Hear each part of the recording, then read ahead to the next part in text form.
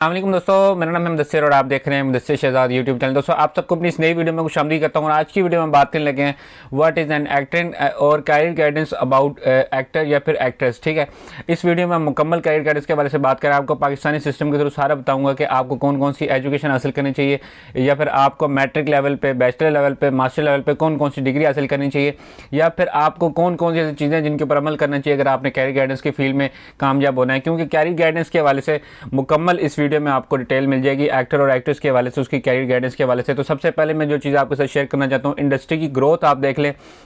जो आपके पास एक्टर की फील्ड में इंडस्ट्री की ग्रोथ है वो बहुत ऊपर तक जा चुकी है और डिजिटल ट्रांसफॉर्मेशन के बारे में अगर आप बात करते हैं एक्टर के हवाले से, तो डिजिटल ट्रांसफॉर्मेशन डबल अप हो चुकी है। हर वो चीज़ जो पिछले कुछ सालों में नामुमकिन लगती थी वो आज हर एक घर में मौजूद है और आपके सामने है कि आप हर चीज़ अपने फ़ोन पर चेक कर सकते हैं, आप हर चीज़ अपने घर पर जो मंगवा सकते हैं, देख सकते हैं। तो डिजिटल कितनी चीज़ें अपडेट हो चुकी हैं इस चीज़ के बारे में आप जो जानते हैं। उसके अलावा आपके पास सोशल मीडिया का इम्पैक्ट आपको पता है। हर सोशल मीडिया आप जो आप यूज़ करते हैं, इंस्टाग्राम, फेसबुक, आप जो है वो यूट्यूब पे अगर आप मेरी ये वीडियो भी देख रहे हैं तो आपको इन चीज़ों के बारे में पता चल चुका होगा कि सोशल मीडिया का कितना ज़्यादा इम्पैक्ट है। और आपको आगे नेक्स्ट चल के मैं यही चीज़ें आपको गाइड कर रहूँगा, इसी चीज़ के ऊपर बेस बनाकर आपको बता रहूँगा कि आप सोशल मीडिया को बेहतर अंदाज में यूज़ करें और एक्टर की फील्ड में आप आराम से इसी चीज़ के थ्रू ही बहुत जल्दी जो है फेमस हो सकते हैं। और ग्लोबल रिकग्नाइजेशन कितनी ज़्यादा हो चुकी है एक्टर की फील्ड में, इस चीज़ के बारे में आपको बताऊंगा कि आपने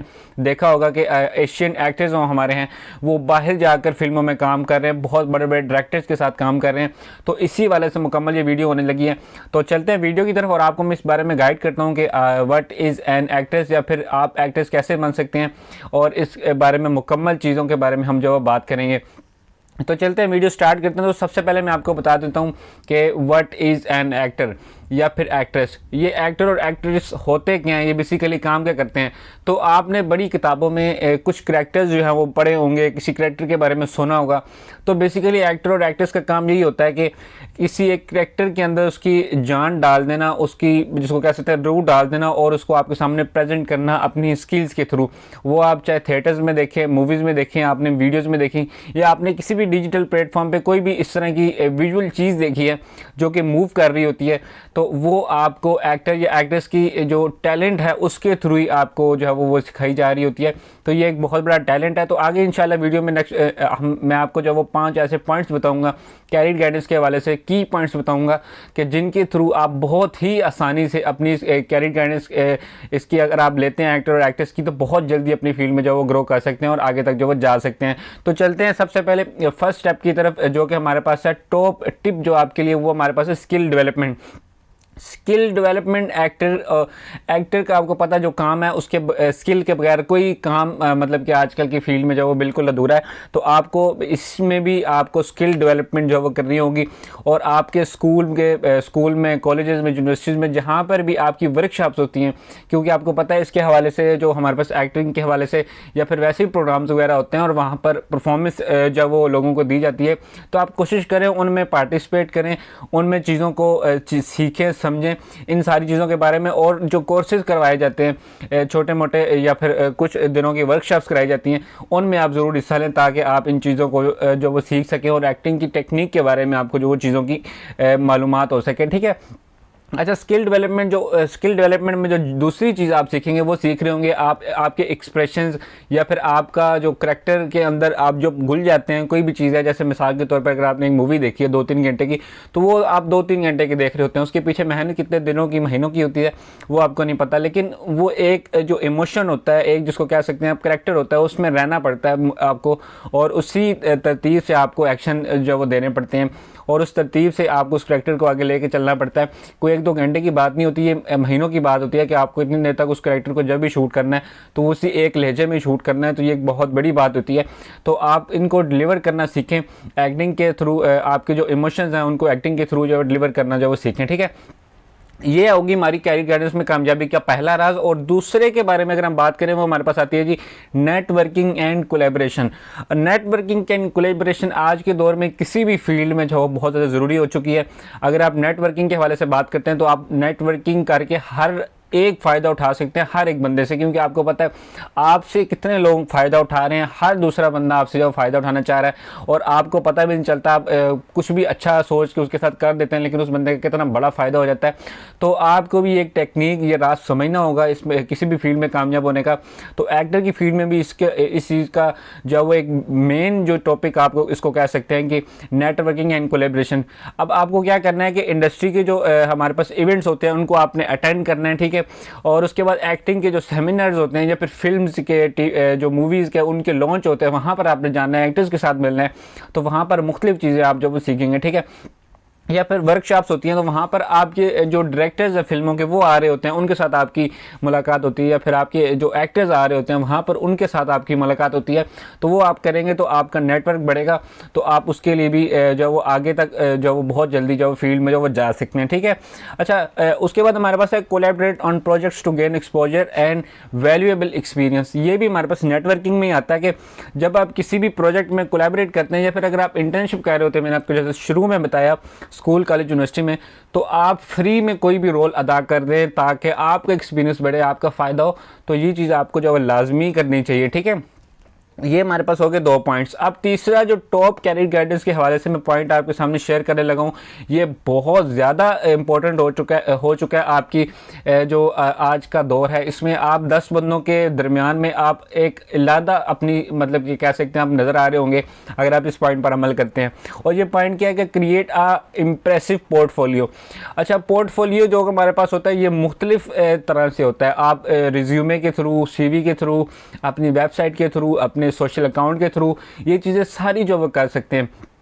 अब इम्प्रेसिव पोर्टफोलियो क्या होता है कि आप क्या काम जानते हैं, आपने प्रीवियस क्या काम किया है, आपके पास क्या क्या स्किल्स हैं, आपने कौन कौन से प्रोजेक्ट्स कर रखे हैं, उनकी कितनी पॉपुलैरिटी हुई है, कितनी उससे इनकम जनरेट हुई है। क्योंकि ये सारी चीज़ें डायरेक्टर्स जो है वो देखते हैं, एक प्रोड्यूसर जो वो देखता है फिल्म पे उसी वक्त पैसा लगाता है जब एक डायरेक्टर उसका जो एक्टर होता है वो इस काबिल हो कि वो उसको कमा के भी उससे डबल जो वो दे सके ताकि उसको भी कोई जो वो मुनाफा हो, ठीक है।